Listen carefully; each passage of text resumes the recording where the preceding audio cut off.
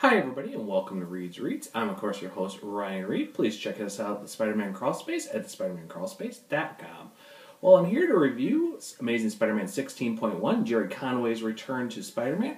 I'm also here to review Spider-Gwen number 2, a couple weeks late, but you know, I can get to the shop so often.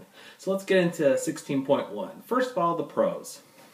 I really enjoyed this story. After everything with Spider-Verse and everything, to get back to the nitty-gritty street-level crime with supervillains is just perfect.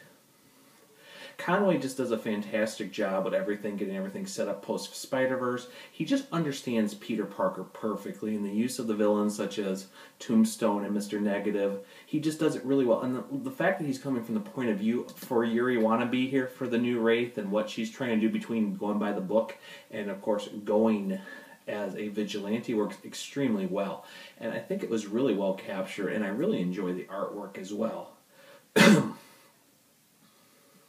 Going into the cons, though, however, of course, since this is actually coming into the mart and everything right after Spider-Verse and, of course, everything with Parker Industries, I think what the sad part is Conway actually gives very legitimate work to use Peter, but it fails because, unfortunately, we're expected to accept this is going on with Peter, and then the main book is going on everything with Dan Slott, and it really chops up the book. So if you're reading up both, and yeah, you might enjoy Conway's take on Spider-Man better, it makes you feel like you're reading two different characters. I mean, it also is kind of sad because, unfortunately, it also shows how far removed Peter is in Dan Slott's working of Spider-Man versus Gerry Conway, who has previously worked, has been in the industry a number of years, and makes it work out so well. Also, I think it also goes a little cliche with some of the Law and Order stuff on there, with the judge getting taken care of. It's just a little too easy, because, I mean, Tombstone gets off because the warrant wasn't valid. Yet he shoots at cops, kills his own men.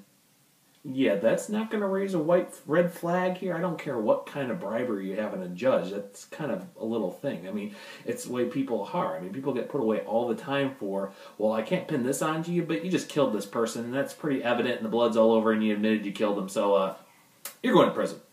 And yet, Tombstone just walks away. Don't think that works on here. But either way, it is so refreshing and such a good storyline. I can't wait to see where this goes in the 20.1 with the rest of the story arc, the return of the Circus of Crime, Hammerhead, and the rest of the mobster supervillains. So it gets an A- from me. Well done, Mr. Conway, and welcome back home. Going to the Spider-Gwen number 2 here, first of all, the pros on this. This works out really well. The flow of the story by Lenore is just great. I like how Gwen saves herself, and the appearance by Spider-Ham is, oh, it's just hilarious. I like the fact it's a little delusion, and Gwen might have a possibility of a concussion, which makes her, but he narrates and gives the comedy perfect, basically being her little, you know, angel on the shoulder, her little voice to talk to.